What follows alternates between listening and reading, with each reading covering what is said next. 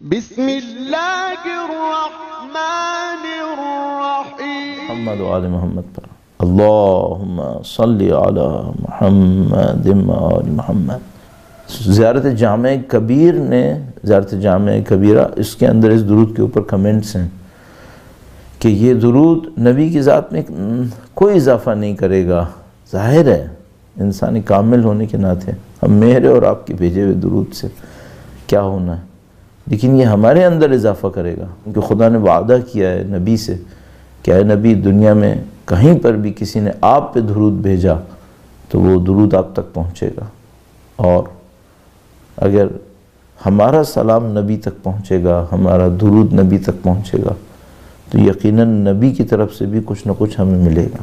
یہ درود یہ فضیلت ہے، تو 100 دفعہ درود پڑھنا بہت فضیلت کی بات ہے صبح کے وقت میں، فجر سے پہلے یا فجر کے بعد۔ اس سے زندگی میں بہت ساری برکتیں نازل ہو جاتی ہیں ایک ایک درود کے پیچھے۔ یعنی ہمارے پاس روایت موجود ہے کہ کسی نے ایک درود پڑھا تو خدا کبھی 10 دروازے لکھا ہے، کبھی 100 دروازے لکھا ہے، عافیت کے اس کے اوپر کھول دیتا ہے، کبھی 20 دروازے لکھا ہے، 10 دنیا میں 10 آخرت میں۔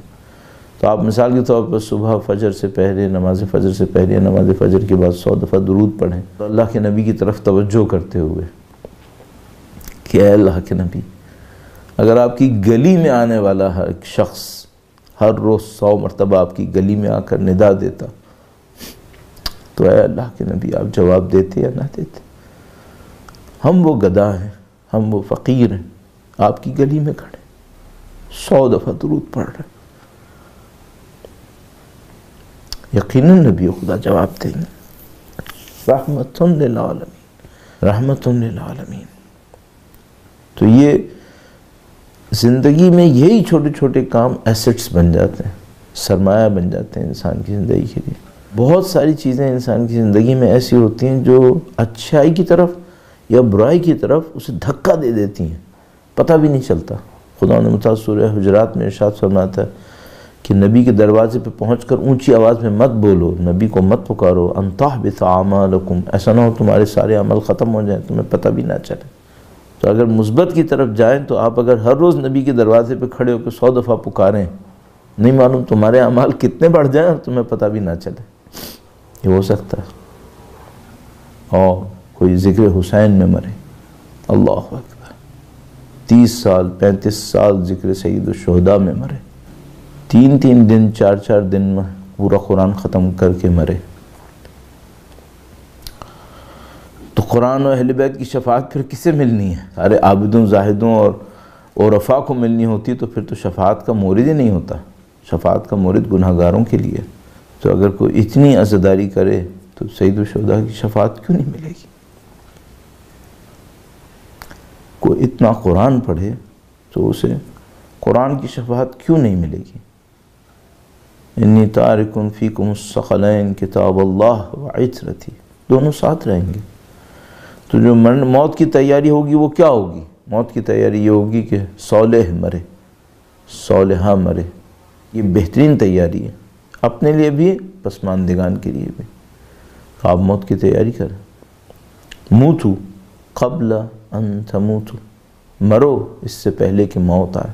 اور خدا نے متعال سے یہی دعاؤں میں مانگنے کے لیے کہا، اللہم انی اسألک توبۃ قبل الموت، خدا موت سے پہلے توبہ کی سعادت دیتے ہیں۔ 100 مرتبہ درود فجر سے پہلے، فجر کے بعد، کبھی بھی 70 مرتبہ استغفار فجر سے پہلے اگر کوئی پڑھے، مستغفرین بالاسحار جو آیہ کریمہ ہے اس کا مصداق بن جائے گا۔ اور استغفار کی برکتیں بہت زیادہ ہیں۔ یرسل السماء علیکم مدرارا یمددکم باموال وبنین، آسمان کو تمہارے لیے گردش میں لے آئے گا، اولاد اور دولت سے تمہاری مدد کرے گا۔ کب؟ اگر تم استغفار کرو۔ استغفروا ربکم ثم توبوا الیہ، رب کے حضور استغفار کرو، یعنی لفظ سے کہو استغفر اللہ، ہاں اندر پشیمانی بھی ہو، جی، اور بہتر کیا ہے، کوئی ایسا عمل کرو جو اللہ اپنی ستر کے اندر لے لے دوبارہ سے۔ غافر کا مطلب ہوتا ہے چھپا لینا۔ اگر بچے کو چھپا لیتی ہے اپنے اندر کسی خطرے کی وجہ سے دیکھا آپ نے مرغی کا بچہ بھی ماں کے پروں کی غفران کو حاصل کر لیتا ہے. خدا اپنے بندے کو مغفرت دینا چاہتا ہے، اپنی پناہ دینا چاہتا ہے. یہ بندہ ہے جو استغفار نہیں کر رہا ہے. خدا غفور ہے، وہ پناہ دینا چاہتا ہے. تو ایسا کوئی لفظ کہہ دے استغفر اللہ دل سے کہ خدا وہ پناہ دے دے، یا کوئی کام کر لے اور کوئی کام کر کے کہے اچھا کام کر کے خدا یہ میں نے اچھا کام کیا تاکہ تیری پناہ مجھے مل جائے، تیری غفران مجھے مل جائے.